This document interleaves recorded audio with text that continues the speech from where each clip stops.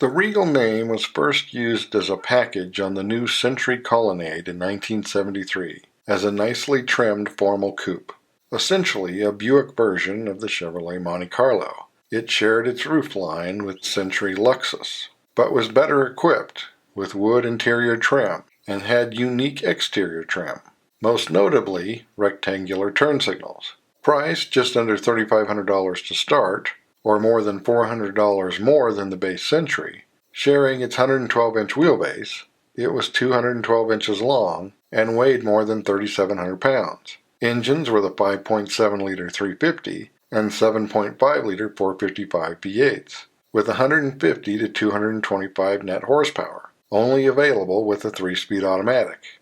For a low 16-second quarter mile, first-year sales were just over 90,000. In 1974, the Regal packages were offered on the bigger four-door sedan, 216 inches long on a 116-inch wheelbase, and weighing 3,900 pounds, which had about 10,000 in sales of its own. For 1975, the 455 was dropped, and the 110 horsepower 3.8-liter 231 V6 was added, making Buick the only American brand to offer a mid-size car with a V6. The Regal became its own line for 1976 when the cars got a facelift, with rectangular headlights and more chrome, and an SR package that included reclining corduroy bucket seats. Sales increased to nearly 125,000 for the coupe and over 15,000 for the sedan. It would see only minor changes for 1977, as GM would downsize their mid-size cars for 1978. Once again, only offered as a formal coupe, it was down to an 108-inch wheelbase, 201 inches long, and 3,000 to 3,300 pounds. The only V8 was a Chevy 5-liter 305, offered in 135 to 160 horsepower tunes, with a base 3.2-liter, 196 cubic inch, 90 horsepower V6. But the 3.8-liter V6 was the popular choice. From the base 105 horsepower version to the Turbo Sport Coupe with up to 165 horsepower. Still only available with an automatic, but it was able to do the quarter mile in under 17 seconds. Sales climbed above 235,000. 1979 added a 4.9-liter 301 Pontiac V8 with 140 to 150 horsepower, and it would be the Regal's best-selling year at nearly 280,000. In an effort to get a piece of the designer series market, a limited Somerset edition was offered starting in 1980, with special two-tone paint and velour interior, as well as other trim details, while the smaller V6 was dropped. There would be a facelift for 1981 with greatly improved aerodynamics, making it a NASCAR favorite, but sales were down. With the base 3.8-liter back up to 110 horsepower, the turbo was up to 170, but the V8s were replaced by a smaller 4.3-liter 265 with 119 horsepower. To celebrate winning the NASCAR Manufacturers' Cup, Buick introduced the Grand National for 1982.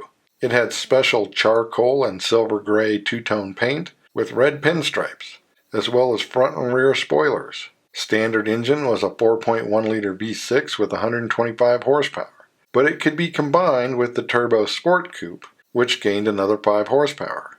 Only a few hundred were made, with possibly less than 50 turbo cars made. A sedan and wagon joined the line, pre-existing, but previously just called Century. The Grand National was gone for 1983, and the Turbo Sport Coupe was renamed T-Type, gaining another 5 horsepower. It would be the last year of the wagon, and the sedan would only last another year. But the Grand National would return, now only available in black, with more performance options, raising horsepower to 200.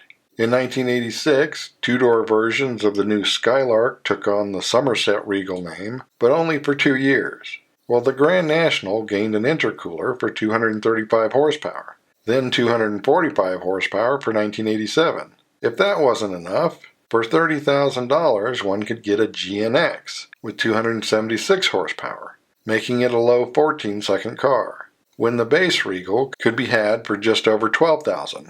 But it took more than 19 seconds to do the quarter mile. There was a new smaller front-wheel drive Regal for 1988, 192 inches long on a 108-inch wheelbase, and 3,000 pounds, offered only in custom and limited trim levels. The only engine was a 2.8-liter V6 with 125 horsepower, making it a second quicker than the previous base model. A GS package was added the following year, with alloy wheels and a console-shift automatic. And mid-year, the engine would be enlarged to an 140 horsepower 3.1-liter. In 1991, the 3.8-liter returned with port injection for 170 horsepower, making it slightly quicker. A four-door version would also return, outselling the coupe for the first time. The sedan would get a facelift in 1993 with more standard features, such as ABS and power windows. And the following year, the base model would gain 20 horsepower. Sedans would get an even more formal facelift for 1995, as well as a more ergonomic interior. And the next year, the 3800 Series 2 had horsepower up to 205.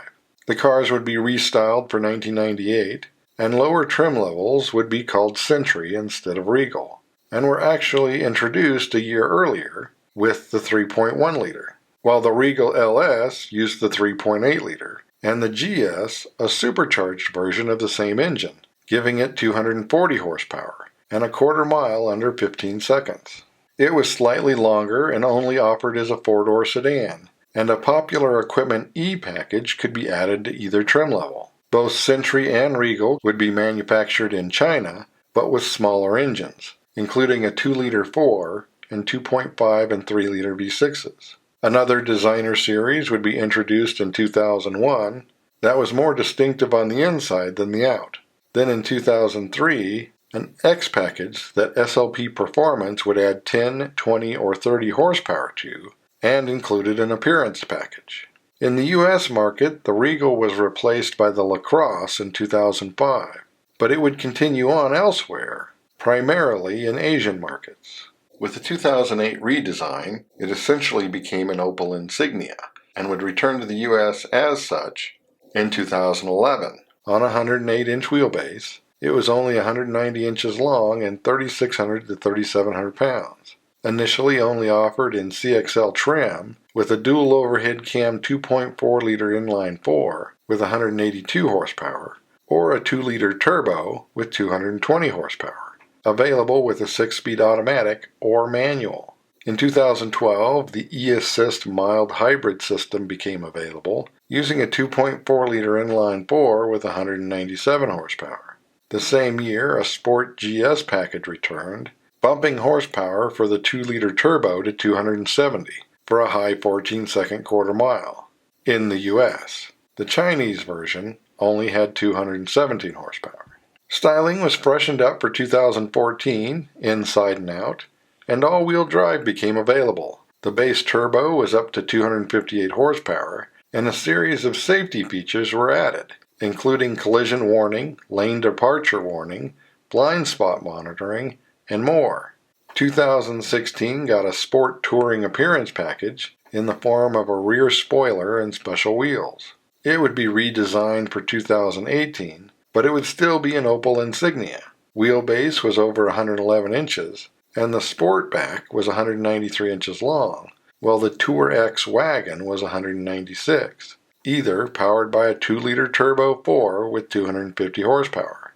But with the sale of Opel, the Regal would once again be discontinued in 2020 in the U.S., but it would stay in production in China, getting a facelift for 2021, and then another facelift for 2024, and it remains a strong seller there. But the design is getting dated, putting in question where its future lies. So as always, thanks for watching. Don't forget to comment below and like and subscribe.